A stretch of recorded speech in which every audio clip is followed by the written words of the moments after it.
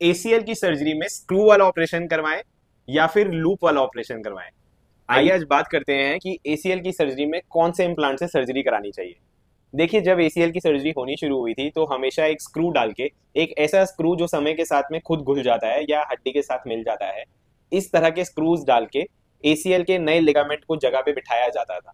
लेकिन समय के साथ में, इवॉल्विंग टाइम्स के साथ में, टेक्नोलॉजिकल एडवांसमेंट्स के साथ में ऐसे ऑप्शंस अब अवेलेबल हो गए हैं जिसमें हड्डी कम काटनी पड़ती है और कुछ धागों के द्वारा और बटन्स के द्वारा, जिसको फिक्स लूप या एडजस्टेबल लूप बटन्स बोलते हैं, उनके द्वारा हमें हड्डी कम काटनी पड़ती है और हम आपकी आर्थ्रोस्कोपिक एसीएल सर्जरी को और भी मिनिमली इन्वेजिव टेक्निक से कर पाते हैं।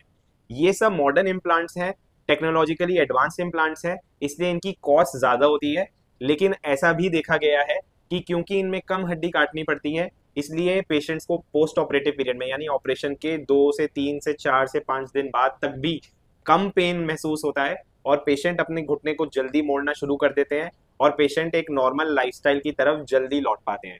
हालांकि हैविंग सेड दैट, स्क्रू से फिक्स करना एसीएल को एक टाइम टेस्टेड प्रोसीजर है और वो भी कंप्लीटली सक्सेसफुल है। दोनों के ही अपने अपने कुछ कुछ कॉम्प्लिकेशन है।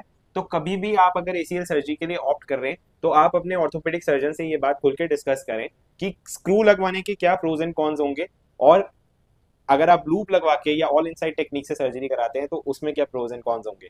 इससे आपको एक बेहतर चॉइस बनाने में मदद मिलेगी और आप अपनी सर्जरी से ज्यादा सेटिस्फाइड रहेंगे।